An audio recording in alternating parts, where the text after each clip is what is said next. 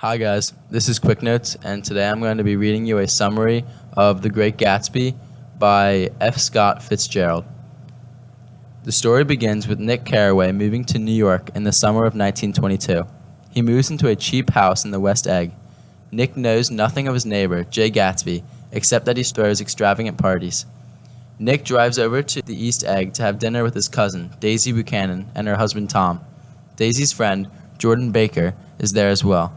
Tom tries to get everyone to read his racist book about white supremacy, and everyone just humors him. In the middle of dinner, Tom gets a call and leaves the room. Daisy goes after him. Jordan informs Nick it is from Tom's lover, Myrtle. After the dinner party, Daisy and Tom tell Nick he should take a love interest in Jordan. Once Nick arrives home, he sees Jay Gatsby for the first time. Jay is looking out at the water from his garden. While taking the commuter train between West Egg and New York, Tom forces Nick to get off at a stop before the city. At the stop is Tom's lover, Myrtle, along with her dull husband, George Wilson. Tom makes fun of George, and Myrtle leaves with Tom and Nick to go to New York City. They go to a Morningside apartment Tom kept to hide their affair. A party is thrown with Nick, Tom, Myrtle, Myrtle's sister, and a couple from downstairs. Myrtle's sister says she heard rumors that Jay Gatsby is related to Kaiser Wilhelm. Nick doesn't like the McKees from downstairs. The whole group drinks a lot, and it is Nick's second time being drunk. Nick realizes he hates the obnoxious behavior of the group and tries to leave, although he likes the clamor of it all. When Myrtle, having drank too much liquor, begins to speak about Daisy, Tom tells her not to mention his wife. When she says she can talk about whatever she wants, Tom breaks her nose and the party stops. Nick then takes the train back to Long Island. Nick is brought an invitation by Gatsby's chauffeur to attend a party Jay is throwing. Gatsby is known for the extravagant parties that he throws. When Nick arrives, he sees guests spreading rumors about Jay. No one knows how he came into his fortune. They suggest he is a spy, graduate, or possibly a killer. The party lives up to its reputation with flowing champagne, lots of food, and his swimming pool. Nick meets up with Jordan and they try to find Jay Gatsby. They sit at a table with someone Nick recognizes. It turns out that Jay Gatsby and Nick served in the same division in the war. Jay is very formal and calls everyone old sport. Nick notices that Gatsby doesn't drink or socialize with his guests. He stays by himself and simply watches everyone. Around 2 a.m, a butler tells Jordan that Jay wants to speak with her. Jordan comes back, saying she has heard something extraordinary. Nick says goodbye to Gatsby and walks home. Nick doesn't just attend parties.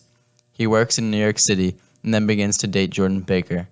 He learns that Jordan cheats in her golf tournaments, but he is still attracted to her even if he is a good person. Nick has lunch with Gatsby in New York City. Gatsby tells the story of his life and says his wealth comes from his dead parents. He tells a lavish story of his education and accomplishments. Nick doesn't believe him, so Jay gives him picture proof. While Jay is driving, they are pulled over for speeding, but Jay flashes a white and the policeman leaves. Gatsby introduces Nick to Meyer Wolfsheim. Meyer is shady and leads Nick to believe Gatsby's wealth was gained illegally.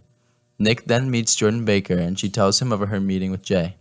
Apparently Jay is in love with Daisy Buchanan after meeting in a town in Kentucky during the war. Jay and Daisy met when Jay was in the army. They fell in love, but Daisy chose to marry Tom anyway. On her wedding night, Daisy drank a lot after getting a letter from Jay. And while Tom has cheated on Daisy, she has stayed faithful. Jordan tells Nick that Jay bought a mansion on the West Egg to get close to her. Nick realizes that Jay stares out on the water towards Daisy's dock.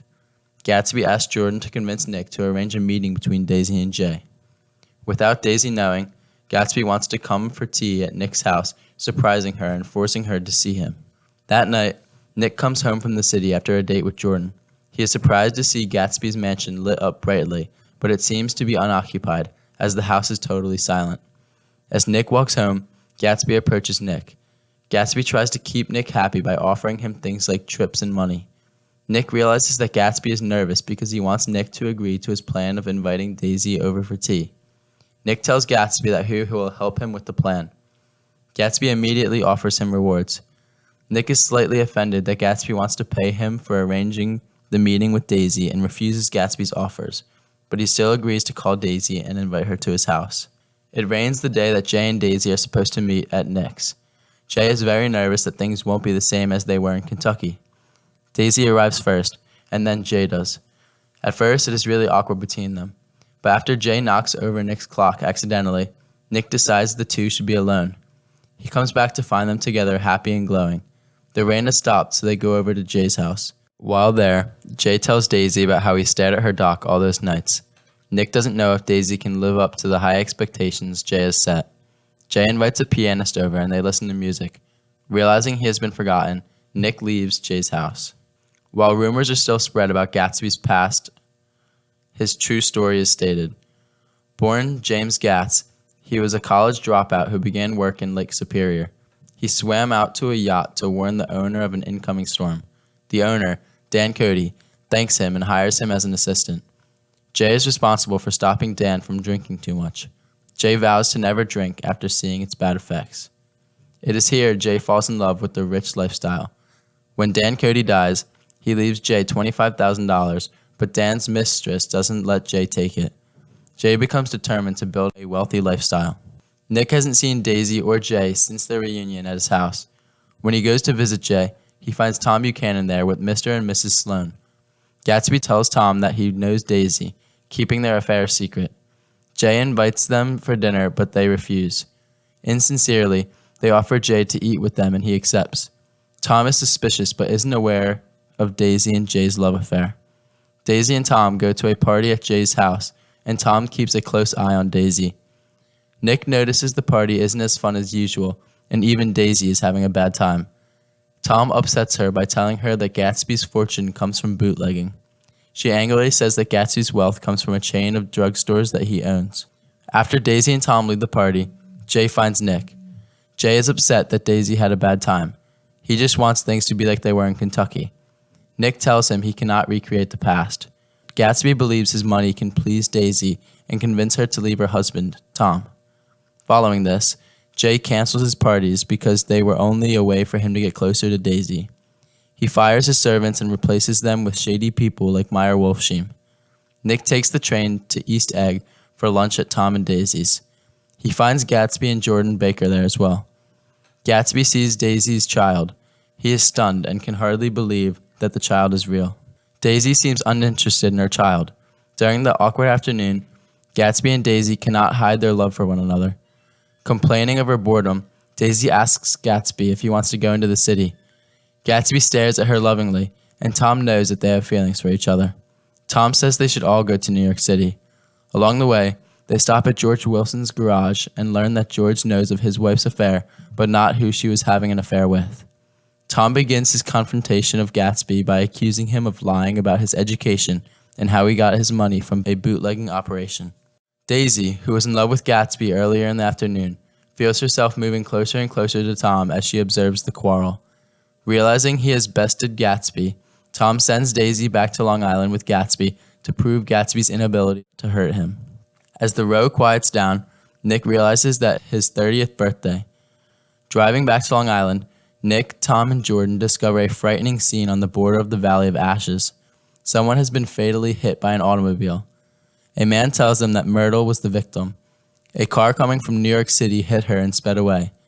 Nick realizes that Myrtle must have been hit by Gatsby and Daisy. Tom assumes that Gatsby was the driver. Nick finds Gatsby, who explains that Daisy was driving, but that he is going to take the blame for the accident. Gatsby asks Nick to check on Daisy.